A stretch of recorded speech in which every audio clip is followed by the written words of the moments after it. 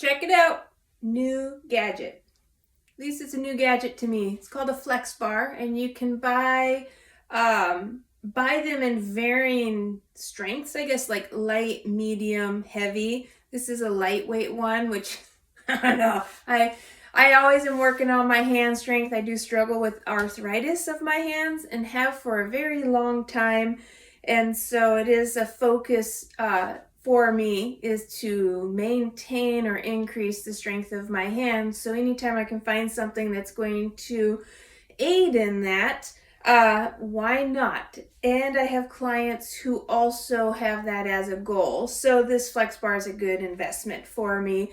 I'm still learning how to use it and just playing around with some different exercises, but I want to show you if you're wanting to work on hand strength, if you're really struggling with wrist, elbow, and hand arthritis, it's not just the hands, it's the wrist, and then also can target some of the elbow. This might be an option. You can find them online. I did some Black Friday shopping and came across these while I was purchasing a shiatsu mat, which will be a video at some point. So I wanted to demonstrate some of the exercises that I've been practicing on here. I do experience still a lot of resistance, creaking and cracking with my hands because it's still fairly new, but you can do this with a towel, a t-shirt, something for now if you don't have a piece of equipment. It's really just start to get those hands and fingers and wrists moving in their intended ranges of motion. We don't do enough of this or moving within our ranges of motion with any of our joints that rotate. Our wrists, elbows, shoulders, hips, knees, ankles. We forget to do that, and then they get stiff and creaky, and boy, this really, I can hear and feel a lot of creaking and cracking. One thing you can do with the Flex Bar before you even get started is to warm, you can get a little blood flow into your wrists and hands by just using it as like a rolling pin. And I'm on my legs, but if you set it on a hard surface like a table, you might be able to get a little more pressure and hit it a little bit differently. You can bring your hands up, flip them upside down. If you wanted to stand above this and use some body weight, pressing down, that would be a good idea. You don't have to follow a script with any exercises that you're doing, warm-ups, gadgets. Even though you can go online and find a lot of people doing the same exercises, that must mean they're very beneficial. But play around. There's nothing wrong with experimenting and making stuff up that works for you because you're doing the work, and that's what's most important. So this is one way that you can warm up. If you're leaning against a table, you could roll all the way forward to your elbows and come back. And then same with the flat palms down, and then maybe with the palms up. And then come in on top of the thumbs. Just make some stuff up as you go. Another nice thing about this is it's got these ridges on it, and it's quite tacky. So when you hold on, you make a grip and you twist, it's a nice firm grip onto that. So hands not sliding around, and you can go above and under on the top and practice twisting there. You can act like it's a bottle cap and twist there. I don't know if you can hear all that, but my wrists are creaking. If you wanted to do a little routine, I call this the handlebar twist. So just grabbing on my left hand is isolating the bar and my right hand is twisting. And I'm going very subtle and with minimal range. So I'm not really going into the fullest because this is still new to me. You could do a repetition of 5 to 10 and then switch sides, brace it with the other hand and twist.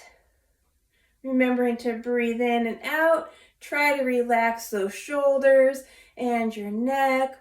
Practice all the same things we do when we're working out and lifting weights in regard to tempo, breath work. So that's one thing you could do. if you're new and introducing you have one of these, or you run out and buy one, and then you find all these different exercises, which I've done a quick search online and have seen a lot of videos and a lot of different exercises, you may want to avoid doing them all at once. So pick maybe 2 of them, practice those, see how your body responds, and then add a 3rd one. And so you could do hands on top and then go hands on the bottom and twist up.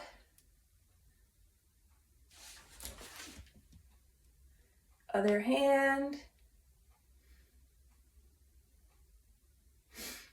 There's also, I kind of like this one. So you're going to twist and bend. Go real controlled movements with this.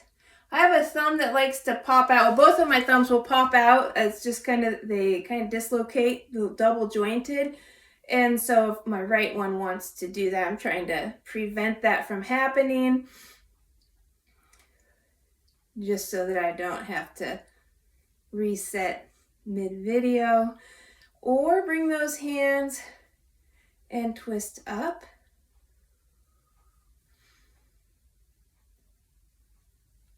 Grip strength is really important to have it's any time in life, but as we get older, we have a more difficult time.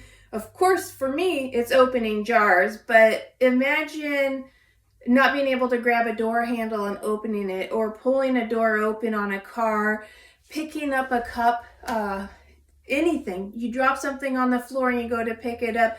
The more your hands are freezing up and seizing up, the less mobility you have, and then it's also going to become something that can be a falling hazard. If you go to grab onto something with your hand and you lose that grip, or your grip is not strong enough and you're preventing yourself from falling or slipping, that lack of strength in your hand could be the deal breaker there. That could be the part that you have that strength, you grab, hold on, balance yourself, catch your footing, and you continue on, or you can't and you slide down and fall. So we think a lot about it in regards to carrying grocery bags, opening and closing doors, picking things up, but also big picture, how can your hands help protect you if you were to fall forward and your hands stop you? What if your hands couldn't stop you because of their strength and you continue to fall forward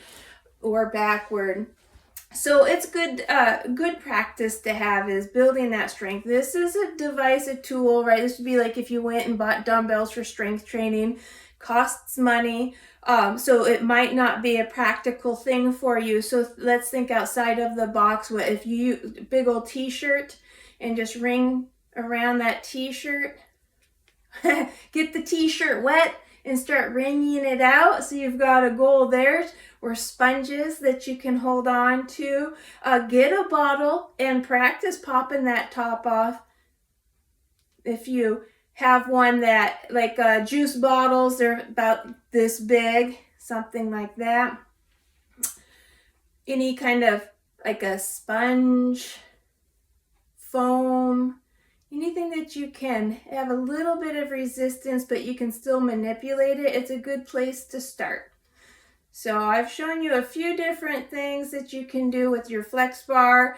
I'm still learning. I'm still seeing how my body responds, but I'm pretty excited about introducing this to my clients and then also seeing how I respond as well.